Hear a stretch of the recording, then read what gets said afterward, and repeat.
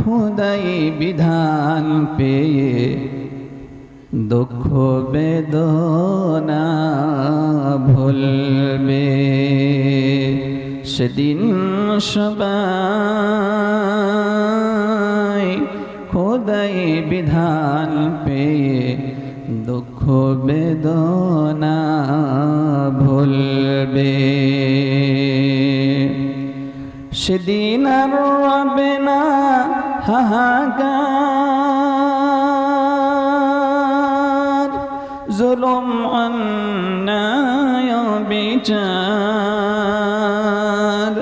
থাকবে না অনাচার দুর্নীতি কদাকার সকলে শান্তিতে থাকবে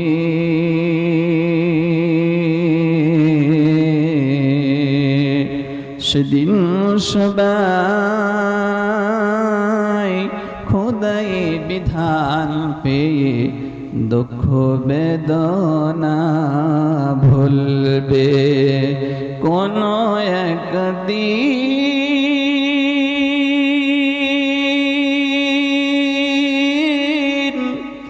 এদেশের আকাশে কালিমার পতাকা দুলবে সেদিন সবাই খোদাই বিধান পেয়ে দুঃখ বেদনা ভুলবে সেদিন সবাই খোদাই বিধান পেয়ে দুঃখ বেদনা ভুলবে। আলহামদুলিল্লাহ, আজকে এই ঐতিহ্যবাহী ধর্মীয় জলসাহের মুআজ্জাজ মুকাররম জনাব সভাপতি সাহেব এবং আমার আগে অসংখ্য উলামায়ে কেরাম আপনাদের সম্মুখে কোরআন এবং সুন্নাহ থেকে আলোচনা করেছেন। আমি মুসাফির হয়ে সকলের জন্য আল্লাহ পাকের কাছে দোয়া করছি, সকল উলামায়ে কেরামদেরকে আল্লাহ পাক দীর্ঘজীবী করুন, নেক হায়াত দান করুন। এই যে ওনারা বক্তৃতার মাধ্যমে ইসলামকে প্রচার করলেন, কোরআনকে প্রচার করলেন, দ্বীনকে প্রচার করলেন, আল্লাহ যেন কবুল করে নেন। একটু মহব্বতের সহিত সকলেই বলুন আমিন। উপস্থিত অত্র অঞ্চলের সম্মানিত মুরব্বী সমাজ, পর্দার অন্তরালে অবস্থানরত সম্মানিত মা ও বোনেরা এবং বিভিন্ন জায়গা থেকে আগত সম্মানিত মুসলিম ভাইয়েরা, আমরা আল্লাহ তাআলার দরবারে লাখ কোটি শুকর গুজার হচ্ছি যে মহান রব্বুল ইজ্জত ওয়াল জালাল আমাদেরকে আজকের এই জালসাকে কেন্দ্র করে কিছু সময় কোরআন সুন্নাহর কথা বলা এবং শোনার সুযোগ দিচ্ছেন। আমরা যখন কোরআন থেকে কথা বলি এবং শ্রবণ করি, উভয়কে সেম টু সেম, যিনি বলবেন এবং যিনি শ্রোতা, উভয়কে সেম টু সেম সওয়াব আল্লাহ পাক দান করবেন। মান জাআ বিল হাসানাতি ফালাহু আশরু আমসালিহা।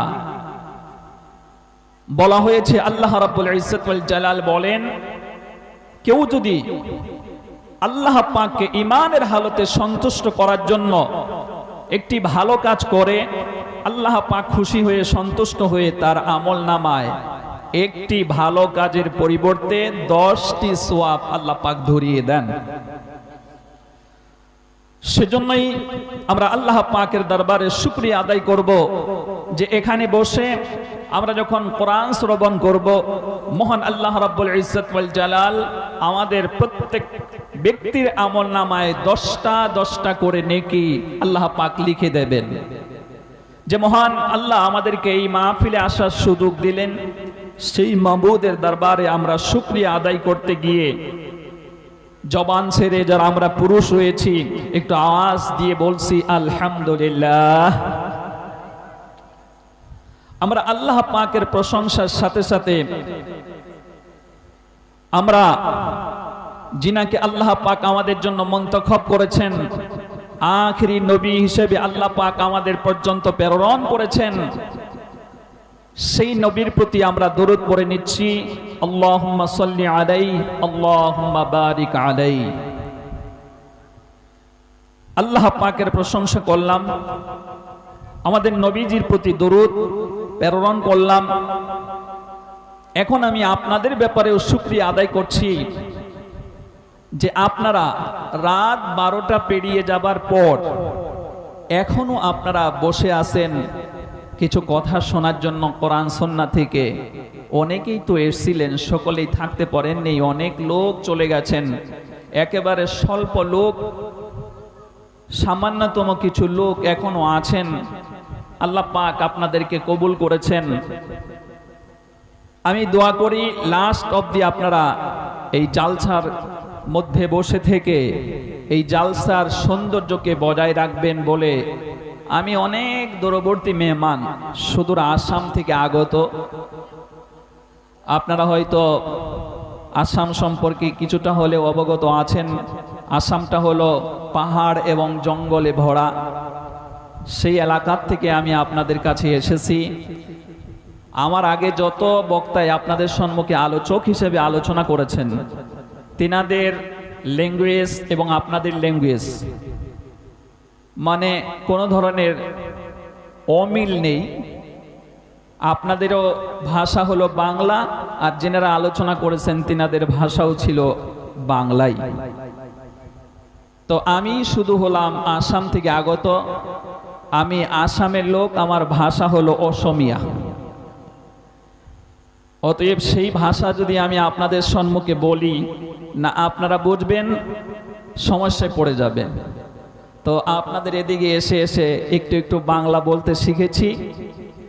আলোচনা করতে গিয়ে ভাষাগত দিক দিয়ে কোথাও যদি ভুল হয়, আমি আপনাদের কাছে আগেই ক্ষমা চেয়ে নিচ্ছি, আপনারা আমাকে ক্ষমা করে দেবেন। আমি আপনাদের সম্মুখে পবিত্র কোরআনে থেকে সম্ভবত 2টি আয়াত তিলাওয়াত করেছি। আসুন দেখি আল্লাহ পাক এ কোরআনে কারীমের মাধ্যমে আমাদেরকে কি মেসেজ দিতে চান। What is meaning of the Quran, what is message of the Quran. আল্লাহ পাক কোরআনে কারীমের মাধ্যমে আমাদেরকে কি চিঠি পাঠালেন, কি মেসেজ আমাদেরকে দিলেন, এটা আমাদেরকে অবশ্যই জানা দরকার।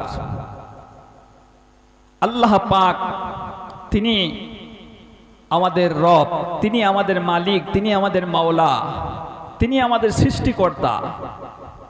আলহামদুলিল্লাহ রাব্বিল আলামিন, all praise due to Allah, the lord of the world's.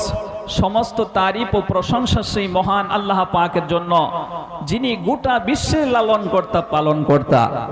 তিনি আমাদেরকে সৃষ্টি করেছেন এবং সৃষ্টি করার পর আল্লাহ পাক আমাদেরকে এমনি এমনি ছেড়ে দেননি। আল্লাহ পাক আমাদেরকে, আমরা প্রথমে ছিলাম, আমাদের আদি পিতা আদম এবং হাওয়া, এই দুজনকে আল্লাহ পাক সৃষ্টি করে প্রথমে রেখেছিলেন কোথায়? জান্নাতের ভিতরে। জান্নাতের ভিতরে রেখে দিয়ে আল্লাহ রাব্বুল ইজ্জত ওয়াল জালাল, কুলু ওয়াশরাবু, খাও পান করো, আমার জান্নাত হচ্ছে মস্ত বড়। বলেন আল্লাহু আকবার। কোরআনে হাকিম যখন আপনি স্টাডি করবেন, এই তো কোরআন শরীফ রাখা আছে, 29 নম্বর পারায় যখন আপনি ঢুকবেন, সূরা আদ-দহর বলে একটি সূরা আপনি পেয়ে যাবেন। এই সূরার আর একটি নাম হলো সূরা আল ইনসান। 31টি আয়াত আছে এই সূরাটার ভিতরে।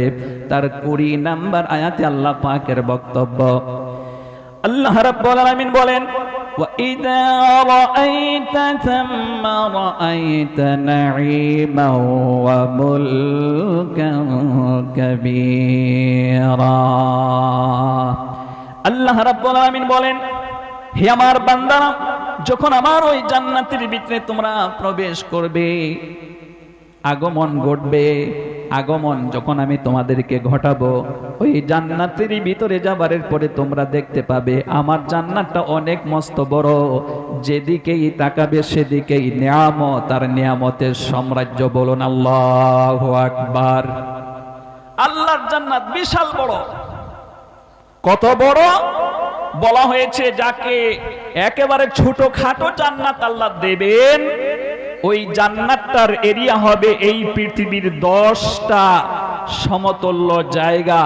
আল্লাহ পাক যাকে ছোট জান্নাত দেবেন তার এরিয়াটাই হবে এত বড়। আল্লাহু আকবার। মনে করছেন এই পৃথিবীর সমতল্য 10টাকে একত্রিত করলে যতটা এরিয়া হবে, আল্লাহ পাক নিম্নতম যাকে জান্নাত দেবে তার এরিয়াটা এত বড় হবে।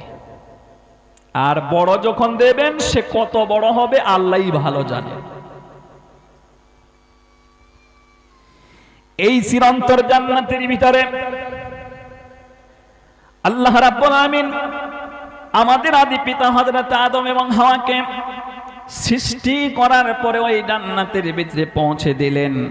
আর পৌঁছে দেবার পরে আল্লাহ পাক ঘোষণা করলেন, কুলু ওয়াশরাবু, খাও পান করো, এই জান্নাতে তোমাদের জন্য আরাম আয়েশের জায়গায়, এখানে থাকো, এখানেই খাও পান করো। আল্লাহ রাব্বুল আমিন এই সূরাটার ভিতরে আরো বলেন জান্নাতের বৈশিষ্ট্যের কথা। মুত্তাকিইনা ফিহা আলাল আরাইক লা ইয়ারাউনা ফিহা শামসান ওয়ালা জামহারিরা। ওই জান্নাতের ভিতরে যত কোয়ালিটির ফলের বাগান আছে, ফল ফকরের গাছপালা আছে, এতে হেলান দিয়ে ড্যাশ দিয়ে আপনি ফলগুলো খেতে পারবেন। ওই জান্নাতের ফলগুলো আপনার আয়ত্তা দিন থাকবে।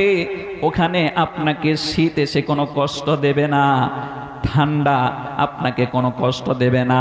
আমাদের আসাম পাশে হলো মেঘালয় রাজ্য। পুরো মেঘালয় রাজ্যটা হলো পাহাড়ের উপরে ভরা, শুধু পাহাড় আর পাহাড়। আপনি এখন যাবেন, এখন গেলেও আপনি দেখতে পাবেন সেখানে প্রচন্ড বরফ পড়েছে। জান্নাতের ভিতরে কিন্তু এমনটা হবে না, শীত আপনাকে কষ্ট দেবে না। আবার এই চলিত মাসের আগের মাস অক্টোবর সেপ্টেম্বরের লাস্ট অথবা অক্টোবরের প্রথম দিকে প্রচন্ড গরম পড়েছিল, এত গরম লাগছিল, ঘরে গিয়ে শান্তি নেই। আপনি বাইরে বের হবেন, ওখানেও শান্তি নেই। পুরো হাওয়াটা যেন গরম হয়ে গেছিল, মনে হচ্ছিল কেউ যেন রান্না করে আমাদেরকে ওই গরম হাওয়াটা আমাদের শরীরে লাগিয়ে দিচ্ছে।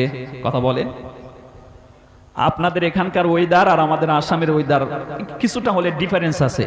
আমাদের ওখানে শীতের মৌসুমটা বেশি থাকে আর গরমটা অনেক কম। তারপরেও এবছর এই অক্টোবরের প্রথম দিকে এত প্রচন্ড গরম পড়েছিল, নিউজের মধ্যে বলা হয়েছে 25 বছরের ভিতরে অক্টোবরের লাস্টে এত গরম পড়েনি। আল্লাহ রাব্বুল আলামিন বলেন, মুত্তাকিইনা ফিহা আলাল আরাইক লা ইয়ারাউনা ফিহা শামসান ওয়ালা জামহারিরা।